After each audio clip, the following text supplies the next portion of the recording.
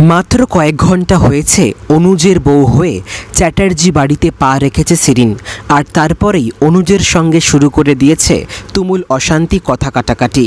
তার গোটা বিষয়টার কেন্দ্রে রয়েছে গুড্ডি, সেই নিয়ে কোনো সন্দেহ নেই। গুড্ডিকে নিয়ে এখনও কিন্তু শিরিনের মনে অনেক সন্দেহ রয়েছে। শিরিন ভালো করেই জানে গুড্ডিকে এখনও অনেকটাই ভালোবাসে অনুজ, সেই জন্যই শিরিনের অনুমতি ছাড়াই অনুজ বাইরে বেরিয়ে গিয়েছে গুড্ডিকে হোস্টেলে পৌঁছে দেওয়ার জন্য।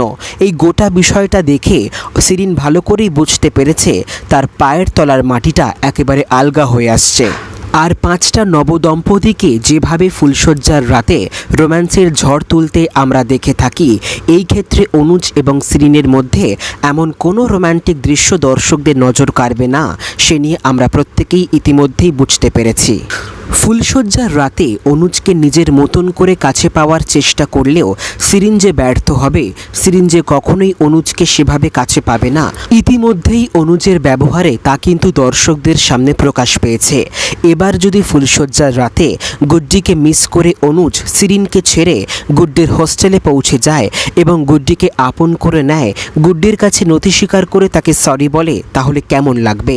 কমেন্ট করে জানিয়ে দিন আপনার মতামত।